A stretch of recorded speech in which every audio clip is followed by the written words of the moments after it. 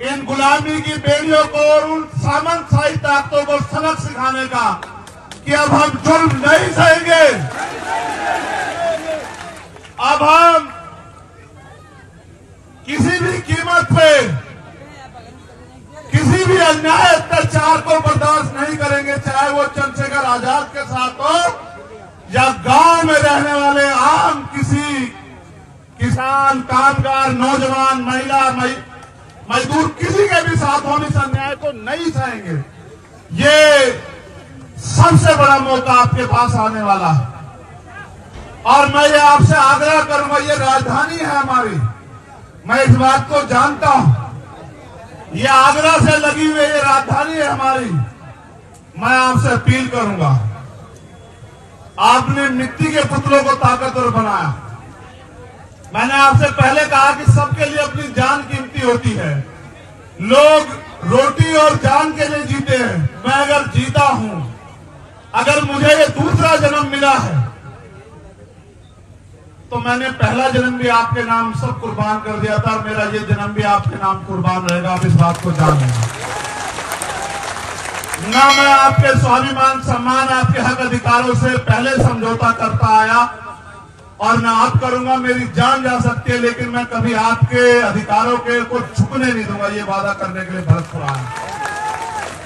मेरे जाने के बाद तमाम तरह की बातें होंगी, बस याद रखना, अगर आप ये सोचते हो कि आपके साथ यहां अन्याय हुआ, मैं दिन से कह रहा हूं, आपके पीठ पे पड़ी हुई एक लाठी चंद्रशेखर आजाद की पीठ पे पड़ी।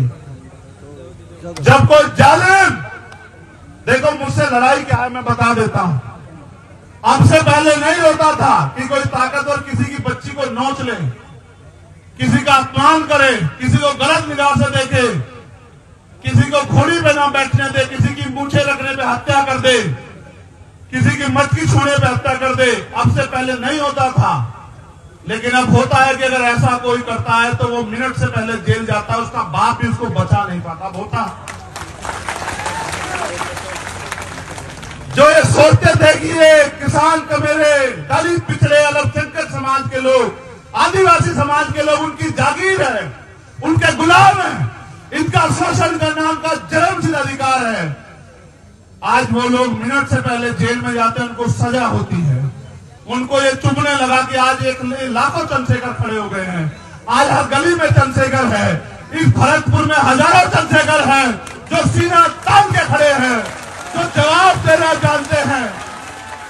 ये उनको चुभने लगा। वो लोग अपनी सरकार के मंचों में बैठ के कहते हैं कि जो कल तक हमारे जूतों के फीते बांधते थे, इस संविधान की वजह से हमारे सर पे चढ़ के बैठ गए हैं।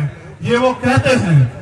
मेरी लड़ाई ये है कि संविधान ने जो अधिकार आपको दिए वो सुरक्षित रहें और वो लागू हो और नए अवसर पैदा हो और भारतीय संविधान सुरक्षित रहे और बाबा साहब अम्बेडकर, सर छोटूराम और चौधरी चरण सिंह, चौधरी कुंभाराम आर्य, कोतवाल धन सिंह गुर्जर, जननायक बिरसा मुंडा और मान्यवर काशीराम साहब के अधूरे सपने पूरे हों, यही मेरा सपना है।